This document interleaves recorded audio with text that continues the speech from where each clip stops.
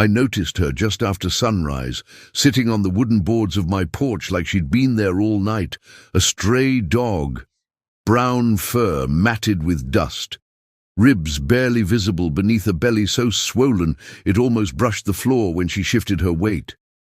She didn't bark when I opened the door. She didn't jump up or wag her tail. She didn't even look at me the way hungry dogs usually do. Her eyes were fixed on the doorway itself, as if the house behind me mattered more than the man standing in it. Before this story continues, tell me in the comments where you're watching from.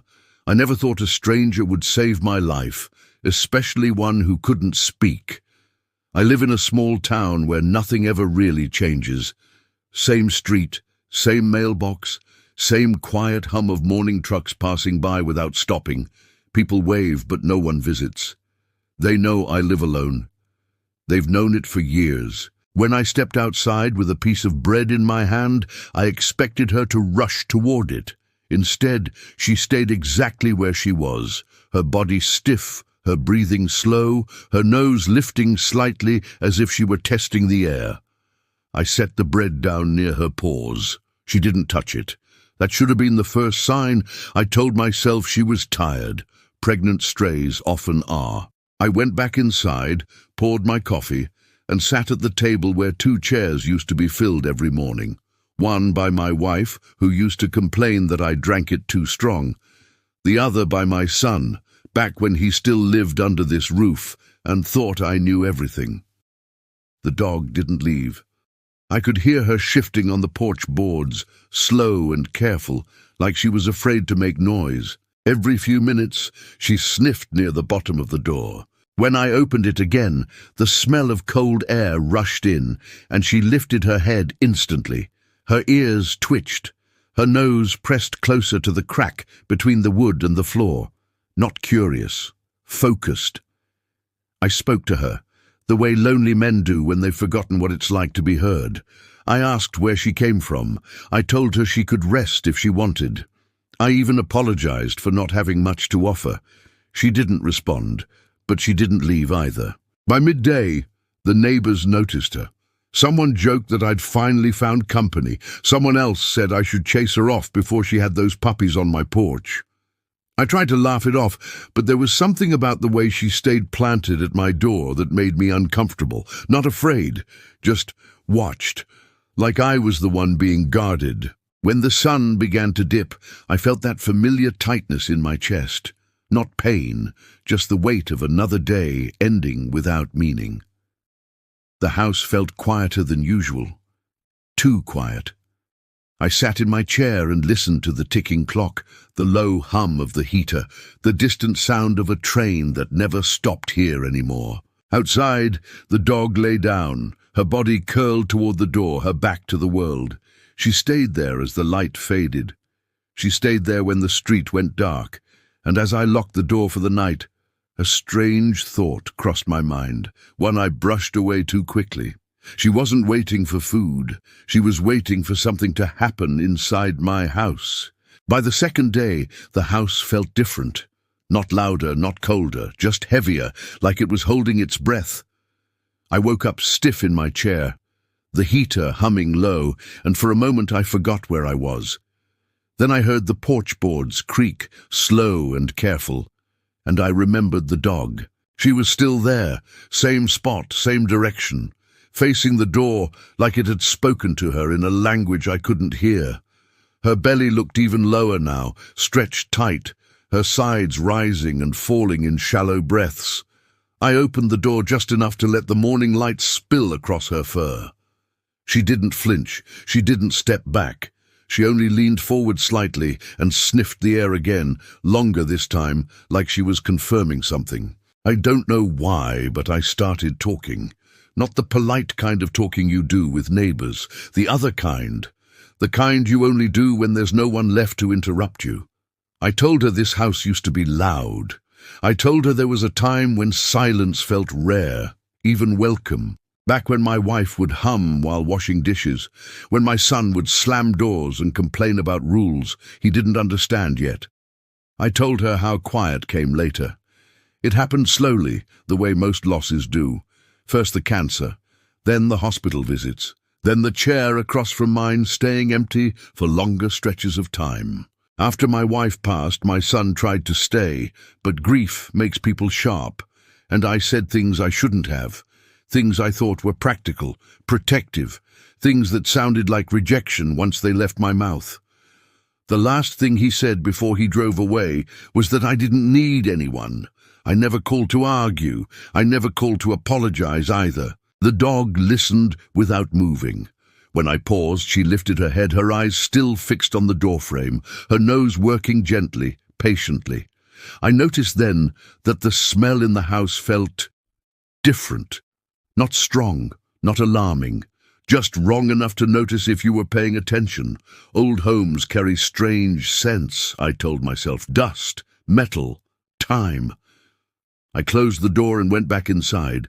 The neighbors kept glancing over as they passed. One of them asked if the dog was mine now. Another joked that she'd chosen me because she knew I was already halfway gone. I smiled where I was supposed to smile. The dog didn't react. She didn't growl. She didn't follow them with her eyes. She only shifted when someone stepped too close to the door, placing her body between the house and whoever stood there. That night, the cold came early. I turned the heater up higher than usual. The air felt thick, like it didn't want to move. I sat in my chair again, the same one I'd been sitting in for years, and stared at the family photo still hanging crooked on the wall. I thought about calling my son. I even picked up the phone. Then the dizziness hit. Not sudden, not violent, just a slow, heavy fog settling behind my eyes. I told myself it was age, that everything feels harder when you get old. Outside, the dog began to scratch softly at the door. Not panicked, not loud, just enough to be heard if someone was listening. I wasn't. I lay back, closed my eyes, and thought, just for a moment, that if I didn't wake up, at least the house wouldn't feel so empty anymore. On the porch, the pregnant dog pressed her nose against the door again and didn't move for the rest of the night. By the third morning, she wasn't just my dog anymore. People stopped pretending they hadn't noticed her.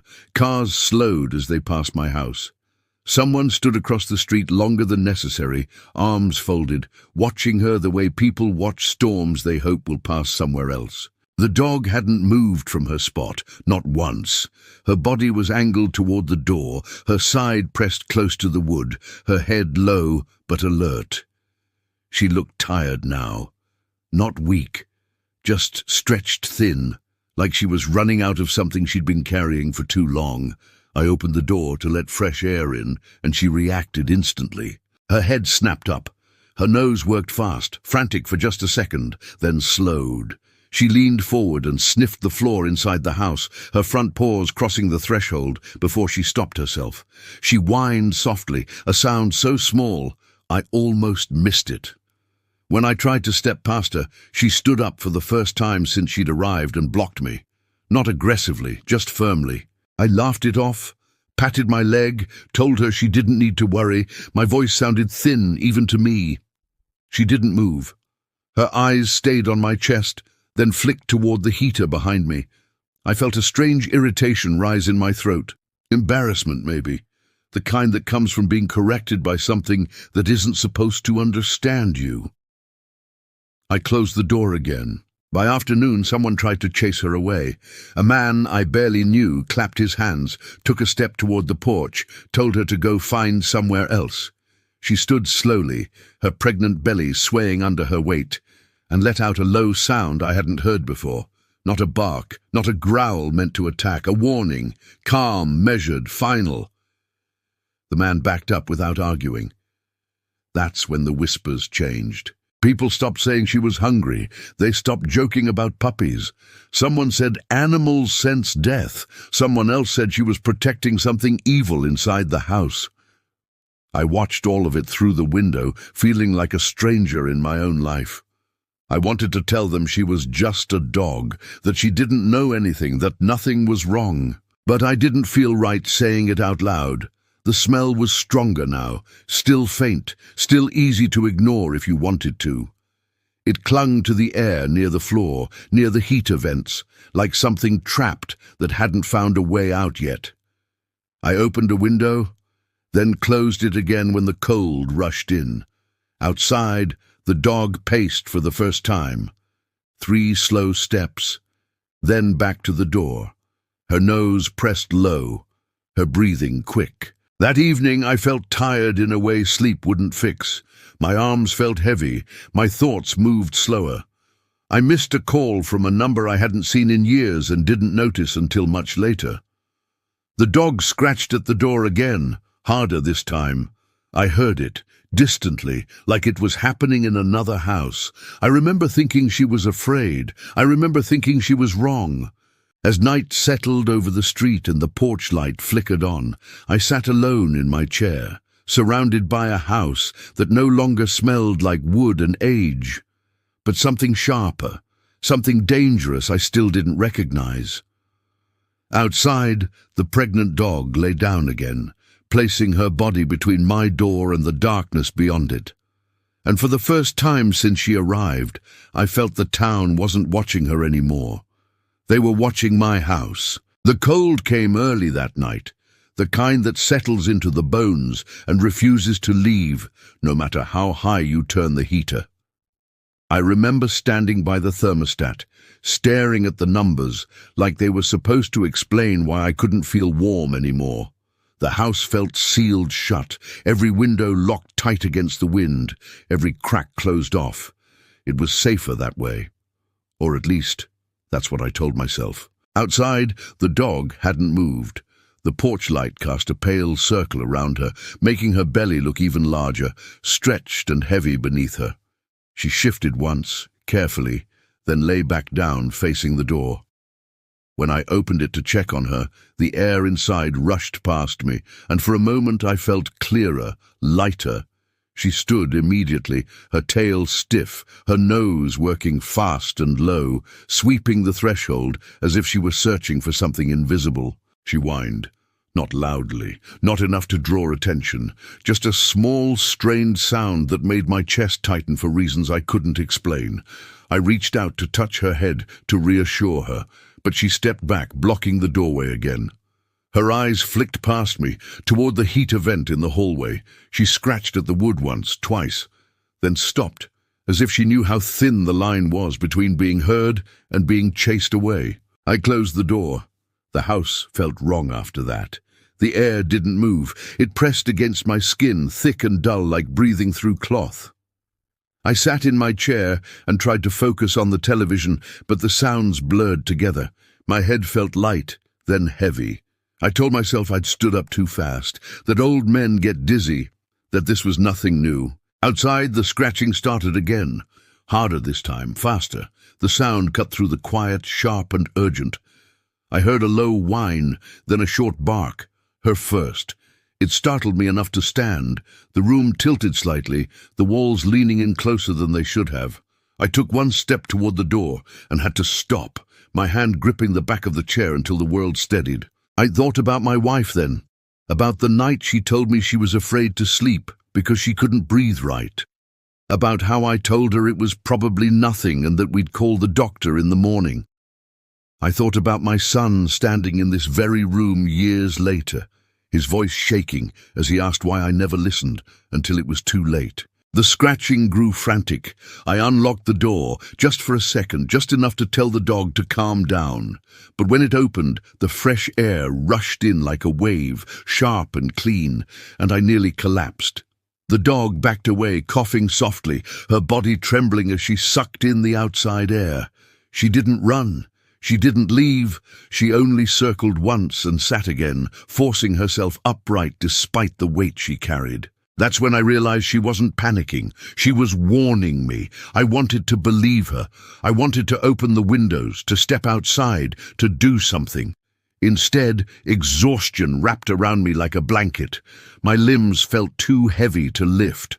The idea of sleep felt comforting. Final. I locked the door again, ignoring the tightness in my chest and the way my vision dimmed at the edges. As I lowered myself back into the chair, the last thing I heard before everything went quiet was the dog's body thudding against the door, over and over, using what strength she had left to keep me alive. I don't remember the morning arriving. I don't remember the sun or the cold or the sound of cars passing by my house like they always did.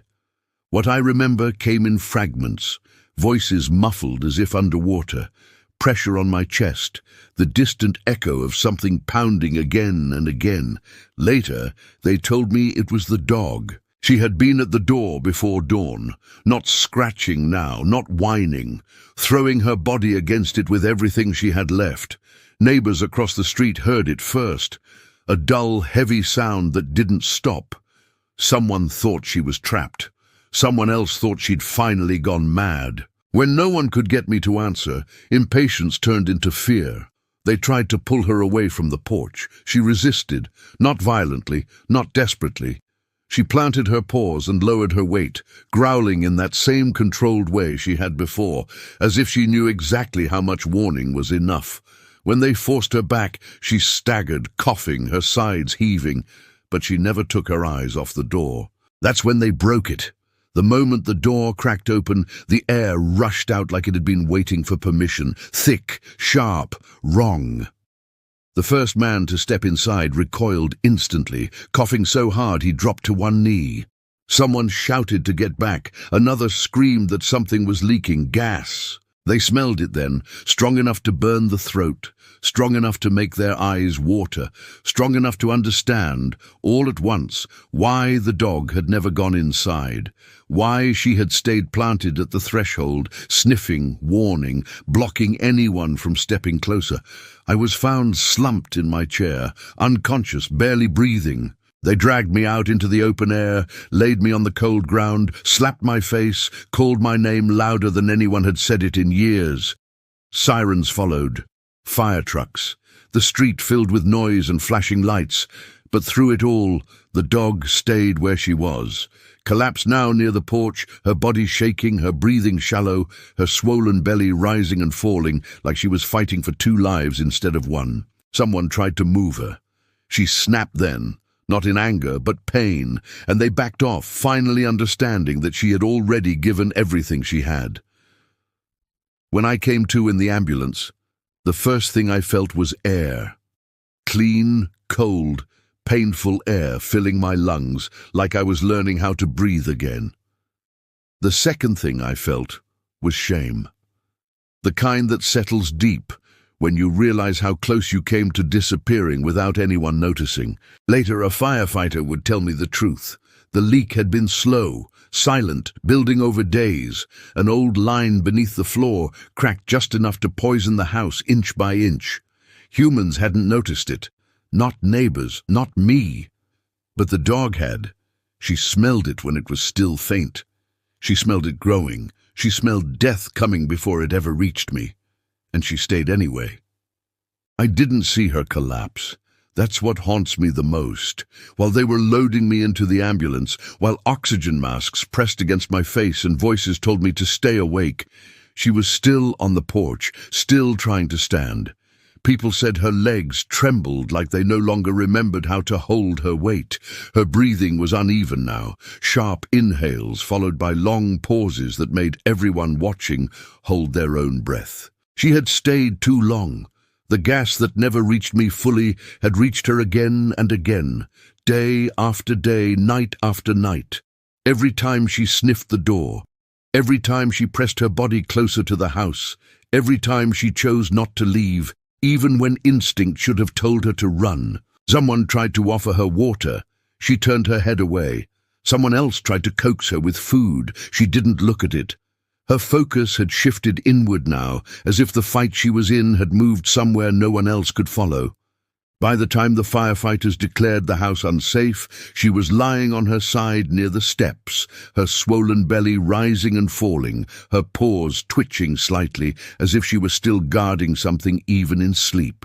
A vet arrived later, called by a woman who couldn't stop crying after realizing what the dog had done. He knelt beside her, checked her breathing, pressed a stethoscope gently against her ribs. He shook his head, not because she was gone, but because she was close. "She should have left days ago," he said quietly. "Any animal would have." But she hadn't. I woke up in the hospital that evening, tubes in my nose, machines humming softly beside me. They told me I'd been lucky. They told me most people don't notice leaks like that until it's too late. They told me someone, or something, had been watching out for me. I asked about the dog before I asked about my house. The nurse hesitated before answering. "She's alive," she said, "but she's exhausted, and she's going into labor." They moved her to a temporary shelter nearby, away from the gas, away from the noise, away from the house she had guarded like it was her own. Even then, they said she resisted, lifting her head weakly, whining once, trying to turn back toward the street. It took 2 people just to convince her I wasn't there anymore. I lay in that hospital bed, staring at the ceiling, replaying every moment I'd ignored her. Every sniff, every scratch, every warning I'd brushed aside because it was easier to believe nothing was wrong than to admit I might need help. I thought about my wife again, about how she used to say that love doesn't always look loud. Sometimes it looks like staying, like noticing, like refusing to walk away even when it hurts. The dog had done all of that for me. Hours later, as the night settled and the ward grew quiet, the vet called. She had given birth, not easily, not without struggle. But she had done it. 3 puppies, small and shaking and alive. The vet said her body had been under too much stress, that the exposure had taken something from her she might never fully get back, that recovery would be slow, uncertain. I closed my eyes and felt something break open inside my chest that had been sealed shut for years. She had guarded my life while carrying others inside her. She had suffered in silence while I slept. And for the first time since my son left, since my wife passed, since this house became nothing but walls and memories, I felt the weight of something real pressing down on me, not loneliness, responsibility. They didn't let me leave the hospital right away. The doctors said my lungs needed time, that my body had been starved of clean air longer than anyone realized. I nodded and agreed, but my mind wasn't in that room anymore. It was still on the porch, still at the door I'd locked, still with the dog I hadn't listened to until it almost cost her everything. On the 3rd day, a nurse wheeled me outside anyway. The sun felt different than I remembered it, sharper, brighter, like it had been waiting for me to notice it again. Across the lot, near a low fence by the temporary shelter, she lay on her side in a bed of blankets, smaller now, thinner, her belly no longer heavy, but her body still marked by what she'd carried and what she'd endured. She lifted her head the moment she saw me, not quickly, not eagerly, just enough to know I was there. I don't know what I expected. A wag, a sound, some sign of recognition that made sense to people. What I got instead was quieter than that. Her eyes softened, her breathing steadied, and she lay back down like a guard finally allowed to rest. The puppies were pressed close to her chest, 3 tiny shapes that fit into the curve of her body, like they'd always belonged there.